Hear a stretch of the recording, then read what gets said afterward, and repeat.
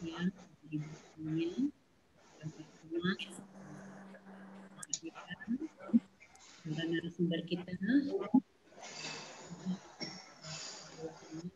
Indira, Bapak Chandra, Bapak Budi Isman, dan Ibu Hasna.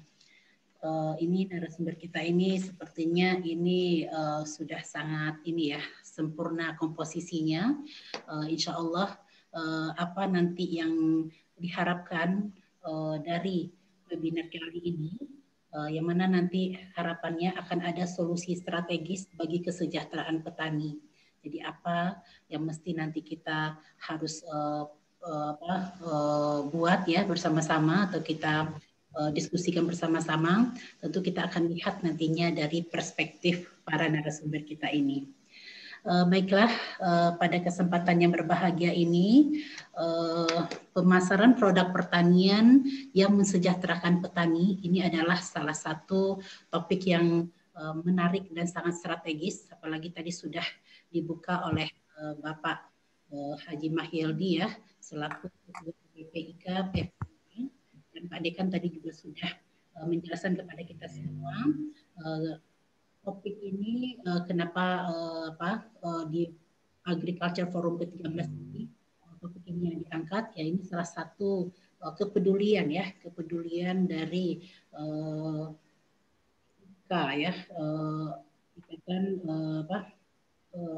alumni FPUA terhadap kesejahteraan petani. Kita ketahui bersama bahwa kita baik dari segi bargaining position masih lemah, akses terhadap informasi, akses terhadap modal, akses terhadap teknologi, begitu juga pada pasar masih rendah. Hal itu tentu harus kita pecahkan secara bersama-sama agar kesejahteraan petani meningkat. Untuk itu pada kesempatan yang berbahagia ini kita akan berkesempatan pertama kepada Bapak Insinyur Max Deyulsola MBA selaku Sekjen Masyarakat Agribisnis Indonesia. Jadi silakan Bapak memberikan atau menyampaikan presentasinya 10 menit agar nanti kita bisa diskusikan bersama-sama atau kita buat termin pertama ini mungkin untuk masing-masing narasumber menyampaikan presentasinya 10 menit, nanti baru kita di termin kedua akan lakukan diskusi dengan apa. Silakan Bapak.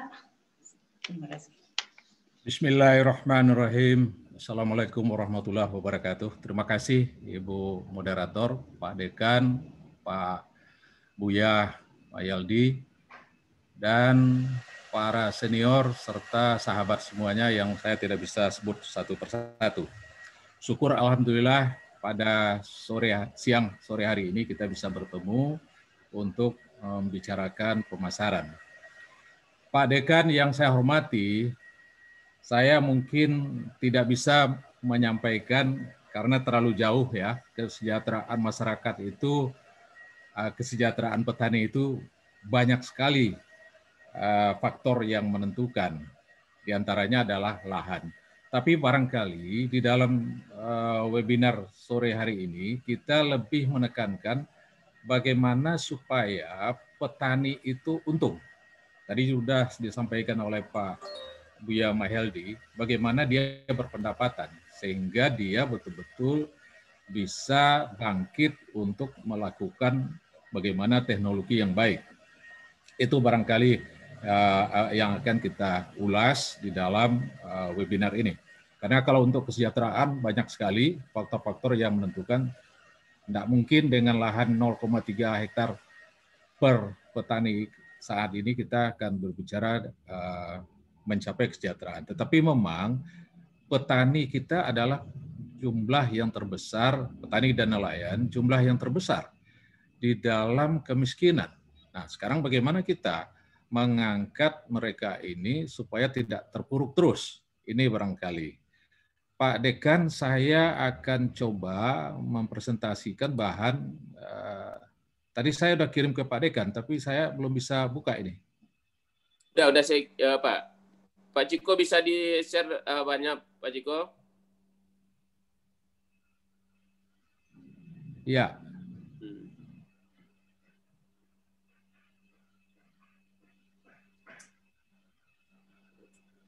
Bagaimana Bapak, sudah tampil bahannya, Pak? Sudah tampil, ya. Silakan Pak, kami iringi Pak. Ya, makasih Pak Dekan.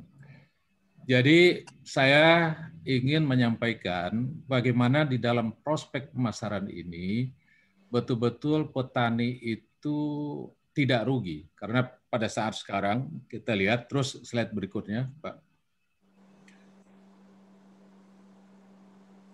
Ya, pada saat sekarang kita berada pada posisi yang mengalami pandemi. Sehingga kemarin kita sudah lihat tahun 2020 bagaimana susahnya petani memasarkan produknya. Karena pasar ditutup, kemudian mal ditutup, kemudian juga restoran ditutup. Ini dampaknya luar biasa terhadap petani. Nah, inilah yang nanti barangkali kita cari solusinya pada situasi yang saat ini. Kemudian beberapa negara membutuhkan produksi untuk memperkuat dia masing-masing, sehingga dia akan melakukan stop daripada ekspor. Nah, ini satu peluang bagi kita memasarkan produk-produk di dalam negeri. Tentu saja nanti ada persyaratan apa yang harus kita lakukan untuk melakukan ekspor ini. Kemudian impor juga kita kesulitan sekarang. Kesulitan salah satunya adalah seperti kedelai, daging, yang mana naiknya bukan main, sehingga petani konsumen juga mengeluh karena dagingnya mahal, sehingga ada demo, kemudian juga kedelainya mahal, sehingga juga demo, pengusaha tahu tempe stop daripada itu.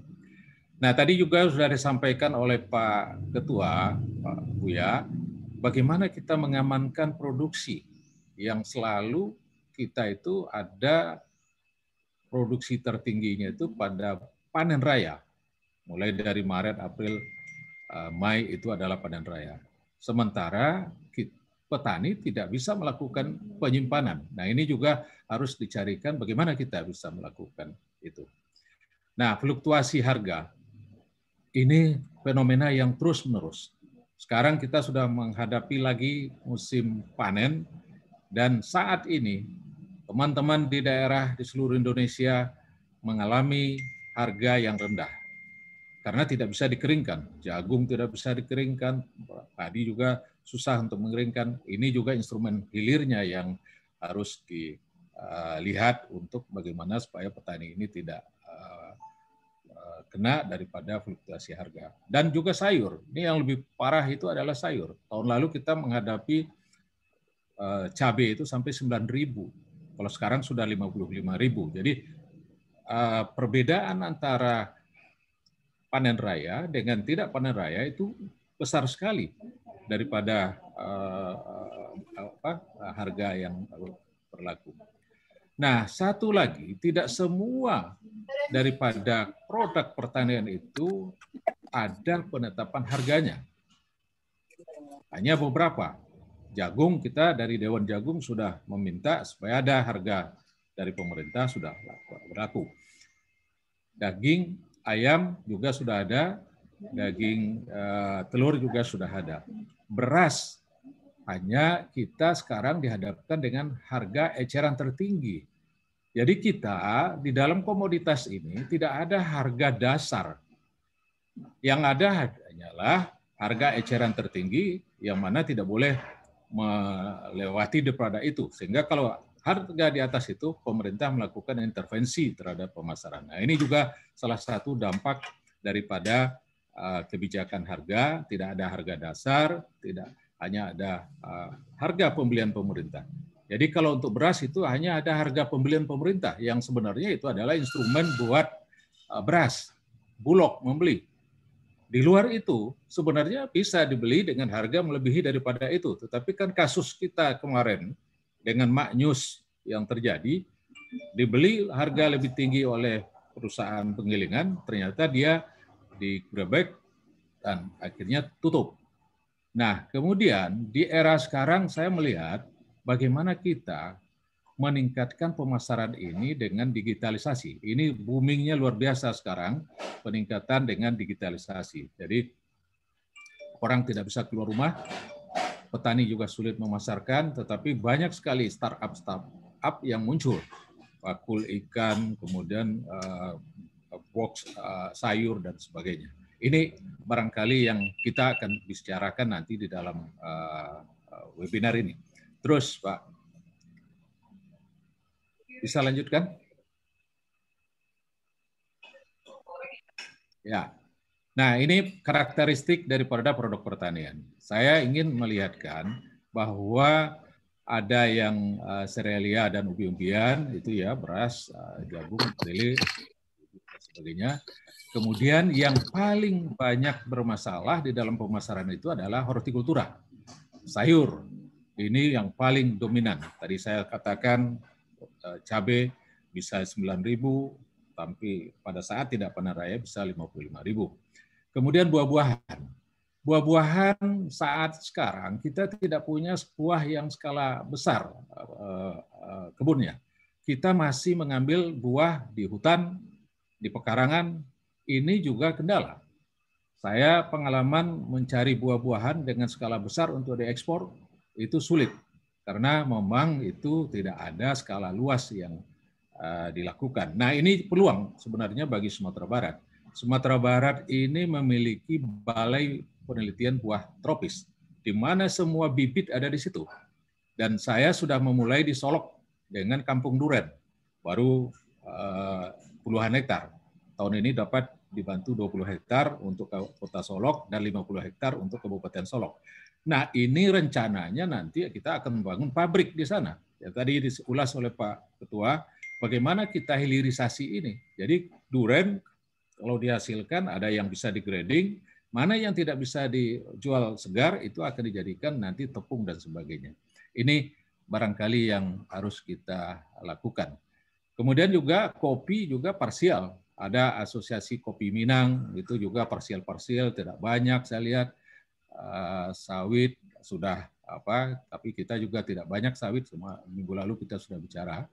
Kemudian juga kayu manis dan sebagainya. Jadi skalanya yang kalau disebut skala korporasi pertanian, itu dalam skala yang luas itu memang kita masih terkendala. Nah, ini nanti ada dampaknya terhadap mata rantai pemasaran. Karena dari petani yang tersebar itu untuk menjadikan satu barang yang terkumpul untuk bisa dipasarkan, ini juga akan menjadi kendala.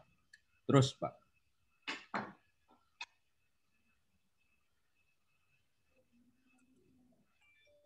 Bisa lanjut? Ya, bisa dilanjutkan? Bisa dibantu? Nah, pasar. Saya rasa ini yang menarik adalah bagaimana kita pada situasi yang sekarang memanfaatkan pasar itu dengan digitalisasi. Saya akan lebih banyak nanti bagaimana supaya masyarakat ini terhimpun di dalam pasar digital. Karena di dalam pasar itu banyak sekali yang bermain, mata rantainya banyak sekali yang bermain. Ini yang harus kita perpendek, sehingga dengan demikian akan menyebabkan nilai tambah itu ada di petani. Ini yang harus dilakukan.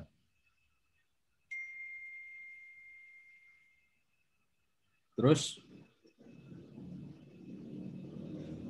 ya ini agak lambat apanya. Nah, di dalam pemasaran yang perlu diperhatikan adalah ini, di dalam bisnis. Kita itu sering barang itu tidak kontinu, tidak jelas kualitasnya, tidak jelas volumenya. Di dalam perdagangan, kalau kita mau melakukan dengan pabrik dan sebagainya, itu harus jelas kuantitas barangnya per berapa ton, berapa banyak di dalam satu kualitasnya juga harus ada, kemudian kuantitasnya, kontinuitasnya harus jelas gitu. Nah, berbicara kuantitas, ini adalah skalanya yang harus dilakukan. Berbicara mengenai kualitas, artinya ada kualitas yang sudah ditetapkan oleh SNI dan sebagainya. Saya sekarang selalu berkomunikasi dengan teman-teman MPIG Beras Solok, di mana banyak sekali beras itu yang mengatakan beras Solok dengan kualitas yang nggak jelas. Makanya MPIG Beras Solok adalah salah satu barangkali yang bisa kita angkat menjadi untuk ikon dari Indonesia oleh Sumatera Barat. Bagaimana beras Solok ini betul-betul bisa menjadi beras yang berkualitas dengan MPIG-nya. Banyak sekali sekarang orang-orang dari Sumatera Barat mengatasnamakan beras Solok, tapi itu bukan beras Solok yang MPIG, bukan asli. Jadi ini salah satu barangkali yang harus diperhatikan. Terus, nah, berbicara mengenai digitalisasi, sebenarnya sudah lama kita berbicara ini dengan Presiden. Jadi digitalisasi, kita bicarakan sistem pemasaran komoditi dengan digital. Ada dua sebenarnya. Ini contoh-contoh yang kita lakukan untuk meningkatkan pemasaran. Terus, Pak, bisa dilanjut? Saya ingin menggambarkan ini. Digitalisasi adalah menghubungkan antara produsen, di dalam hal ini petani, kemudian dengan konsumen. Ini yang harus dilakukan. Nah, di tengahnya itu ada pasar komoditi yang disebut dengan ada auction, lelang, ada yang disebut dengan pasar dengan menggunakan e-commerce, Tokopedia, Bukalapak, dan sebagainya. Ada yang menggunakan Instagram, ada Facebook, dan sebagainya. Inilah yang salah satu yang bisa dilakukan untuk memperpendek daripada mata rantai pemasaran. Sehingga margin yang diambil oleh mata rantai yang tadi akan bisa dinikmati oleh petani. Dengan demikian, petani akan sejahtera, dan kemudian dengan digitalisasi, itu juga bisa dilakukan menjual produk itu sebelum ditanam. Ini menarik sebenarnya, dan auction ini dibina oleh Kementerian Perdagangan di bawah Dirjen Kepala Badan Bapepti. Banyak sekali masyarakat kita yang nggak mengerti dengan lelang ini. Yang sekarang yang lagi tren adalah e-commerce dan pasar dengan sosmed. Tetapi Kementerian Perdagangan sudah membangun beberapa banyak gudang resi. Di Solok saya lihat itu ada gudang resi yang dibangun untuk rice milling dan sebagainya, tetapi tidak dimanfaatkan. Rata-rata ini tidak dimanfaatkan. Jadi intinya adalah bagaimana kita memanfaatkan di era sekarang ini pemasarannya itu dengan digitalisasi. Karena saya lihat sekarang petani banyak sekali yang sudah punya smartphone. Ini adalah peluang bagi Sumatera Barat untuk meningkatkan Nah, yang kendala adalah petani ini tidak terkorporasi di dalam satu wadah gitu. Kita hanya kenal sekarang Gapotan. Tapi Gapotan ini bukan lembaga bisnis. Sehingga saya waktu di Kementerian Desa saya katakan bagaimana supaya BUMDes itu udahlah tetapkan saja BUMDes itu koperasi, karena koperasi adalah lembaga bisnis. Yang diketahui dengan lembaga bisnis yang bisa sejajar bermitra adalah koperasi, kemudian perusahaan terbatas, dan CP. Tapi yang lain itu kan BUMDes, Gapotan, dan sebagainya itu bukan lembaga yang bisa nanti kalau ada selisih atau pertengkaran, tidak ada aset yang bisa kita agunkan, karena dia bukan lembaga yang bisa mempunyai aset yang bisa dijadikan sebagai jaminan jual beli dan sebagainya. Ini barangkali PR bagi kita bagaimana supaya di Sumatera Barat Nagari yang sekarang BUMDes Nagari ini dijadikan sebagai tempat kita memasarkan produk pertanian. Terus saya singkat aja. Terus barangkali masih ini contoh-contoh yang sudah kita lakukan, dan untuk pasar digital itu juga sudah ada izin ada 8 perusahaan pasar digital yang lelang yang diberikan izin oleh Kementerian Perdagangan. Nah, ini banyak sekali kita yang nggak mengetahui bahwa pasar lelang ini adalah pasar yang bisa dimanfaatkan karena dia punya resi gudang. Resi gudang ini bukan hanya Bapepti, tapi BGR, BUMN kita juga punya sebagai resi gudang resi, di mana di dalam gudang resi ini masyarakat petani menaruh barangnya di gudang itu, kemudian dia disertifikat, dan resinya itu bisa untuk diagunkan kepada perbankan dengan bunga kalau sekarang 6%, tapi akan lebih rendah nanti. Ini barangkali salah satu strategi pada saat fluktuasi, pada saat harga rendah, dia bisa menaruh di gudang resi. Nah, gudang resi ini kalau melihat dari karakteristik daripada pertanian, bagaimana yang sayur, buah itu ada di dalam gudang rantai dingin, kan gitu. Kemudian juga untuk daging dan sebagainya untuk rantai dingin dan juga ikan. Nah, inilah yang harus dimanfaatkan. Banyak instrumen-instrumen yang sudah disiapkan oleh pemerintah, tetapi banyak sekali Pemda tidak memanfaatkan daripada instrumen itu. Itu salah satu barangkali yang harus kita manfaatkan. Nah, ini contoh-contoh tata niaga daripada jagung yang kita sudah lakukan closed loop, di mana terlibat semuanya di sana, sehingga petani itu tidak usah susah untuk menjualkan. Kalau di jagung sudah ada harga yang ditetapkan oleh pemerintah, di mana kadar air 17 itu 3.150. Tapi sayangnya Sumatera Barat itu masih mendatangkan jagung dari luar karena tidak mencukupi. Terus,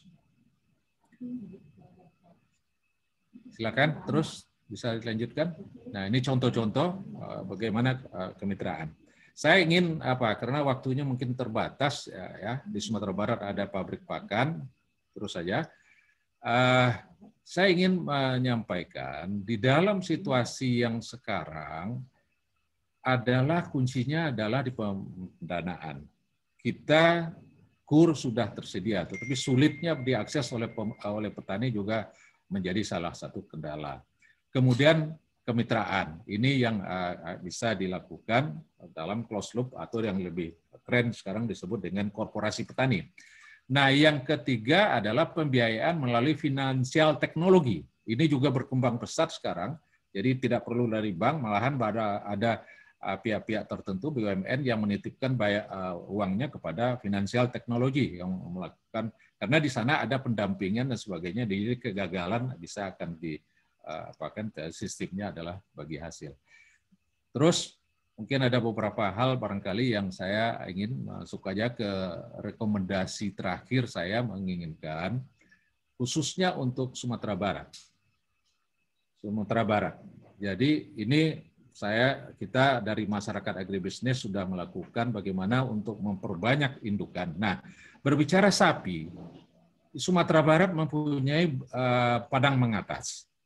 Tapi apa dampaknya kepada peternakan sapi kita? Ini barangkali PR bagi Pak Mayaldi nanti kalau menjabat gubernur. Kita punya balai di sana untuk peternakan, dan kita punya bekas apa dulu di Pasaman Barat. Ini luas sekali ini lahannya, tapi juga tidak dimanfaatkan. Mungkin ini PR bagi Pak Mayaldi nanti kalau Kemudian balai penelitian kita, Balitbu, ada di Sumatera Barat, tetapi sayangnya Balitbu ini tidak dimanfaatkan secara optimal sehingga kita tidak memiliki kebun buah yang luas. Saya lihat di tempat lagi, di negara-negara lain, bagaimana luasnya kebun alpukat. Ini adalah salah satu. Jadi bibit-bibit yang terbanyak di Sumatera Barat itu dihasilkan oleh Balitbu, tetapi lebih banyak itu dibawa ke Jawa. Pengusaha-pengusaha beli untuk dibawa ke Jawa. Ini barangkali yang harus dibenahi oleh Pak Pemda, bagaimana memanfaatkan itu. Nah, saya karena waktu juga sudah membatasi, bagaimana petani itu rekomendasinya, petani harus bersatu dalam lembaga bisnis. Saya katakan tadi koperasi atau kemudian harus ada kawasan supaya volumenya jelas, kemudian penanganan daripada kualitas juga akan jelas, kemudian juga akan menyebabkan kontinuitas juga akan tercapai. Nah, pemanfaatan pasar digital tadi sudah saya jelaskan, ini harus kita dorong untuk terutama milenial, bagaimana dia meningkatkan pemasaran melalui digital. Nah, pembentukan pasca panen dan pengolahan. Bagaimana kita membawa misalnya cabai tidak lagi segar semuanya, tetapi sudah ada jadi saus tomat, saus tabe dan saus tomat dan sebagainya. Ini yang harus dimiliki oleh petani kita, di hilirnya harus dimanfaatkan supaya nilai tambah tadi tidak semuanya diambil oleh margin pasar, tetapi dinikmati oleh petani yang masuk ke dalam unit pengolahan pemasaran. Saya sudah sampaikan hal-hal begini kepada Indofood.